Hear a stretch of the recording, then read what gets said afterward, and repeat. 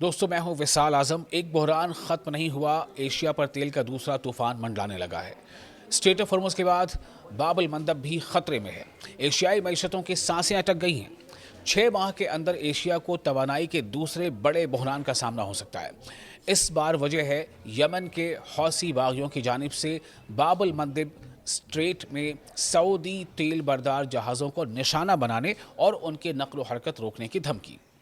बाब अल मंदब एक इंतहाई अहम समंदरी रास्ता है जो बहरे अहमर यानी लाल सागर को खलीज अदन से जोड़ता है।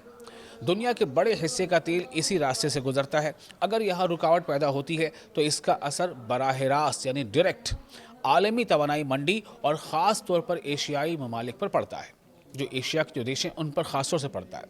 ये सूरत हाल ऐसे वक्त में सामने आई है जब एशिया की कई कंट्रीज़ अभी तक स्ट्रेट ऑफ हॉर्मुज़ की बंदिश के असरात से मुकम्मल तौर पर निकल नहीं सके हैं। मार्च में ईरान और अमेरिका के दरमियान कशीदगी के दौरान हॉर्मुज़ से तेल की तरसील शदीद मुतासिर हुई थी, यानी तेल की सप्लाई मुतासिर हुई थी, जिसकी वजह से मिडिल ईस्ट से तेल हासिल करने वाले कंट्रीज़ को शदीद मुश्किलात का सामना करना पड़ा। जापान, जनूबी कोरिया, फिलिपाइन और थाईलैंड जैसे देश अपनी तेल की ज़रूरियात का बड़ा हिस्सा मिडिल ईस्ट से पूरा करते हैं। बाज़ कंट्रीज़ की दरामदात में यानी इंपोर्ट में मिडिल ईस्ट के तेल का हिस्सा 90% तक है। इसी वजह से बाब अल मंदब में पैदा होने वाला नया ख़तरा इनके लिए तशवीश का बाइस है, चिंता का विषय है।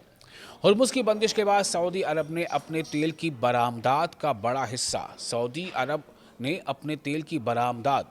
यानी एक्सपोर्ट का बड़ा हिस्सा मुल्क के मशरक़ी साहिल ईस्टर्न कोस्ट से मगरबी साहिल पर वाक़े यंबा बंदरगाह मुंतकिल कर दिया था। ये बंदरगाह बहरे अहमर यानी रेड सी यानी लाल सागर के किनारे वाक़ा है और अब सऊदी अरब की 70% से ज़्यादा क्रूड ऑयल की बरामदात यहीं से होती हैं, एक्सपोर्ट यहीं से होता है।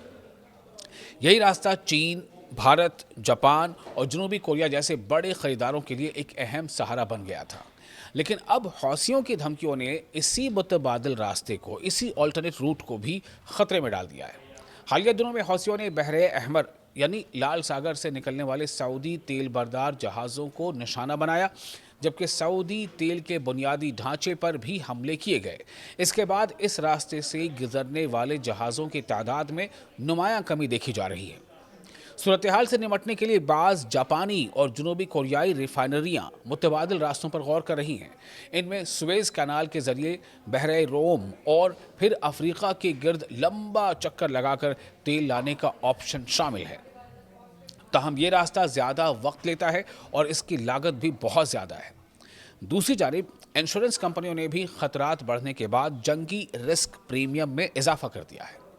इत्तलात के मुताबिक एक हफ्ते के अंदर ये अखराजात तकरीबन 2 गुने हो गए, जिससे हर सफ़र की लागत में लाखों डॉलर का इजाफा हो सकता है। एक्सपर्ट्स का कहना है कि इजाफी अखराजात आखिरकार सारिफीन तक मुंतकिल होंगे, यानी पेट्रोल, डीजल और तवानाई की कीमतों में मज़ीद इजाफा हो सकता है। इसका नतीजा महंगाई की नई लहर की सूरत में निकल सकता है, जो पहले ही जापान, इंडोनेशिया और दीगर एशियाई मईशतों पर दबाव बढ़ा रही है। तो अगर बाब अल मंदब में कशीदगी यानी तनाव मज़ीद बढ़ता है तो एशिया को 6 माह के अंदर दूसरा बड़ा तवानाई बहरान देखना पड़ सकता है, जिसके असरात तेल की कीमतों, महंगाई और खित्ते की इक़्तिसादी तरक्की पर बराह रास्त पड़ेंगे। आपको ये वीडियो कैसा लगा? आप अपने कमेंट्स हमें कमेंट बॉक्स में शेयर कर सकते हैं। वीडियो अच्छा लगा हो तो इसे लाइक और शेयर ज़रूर करें।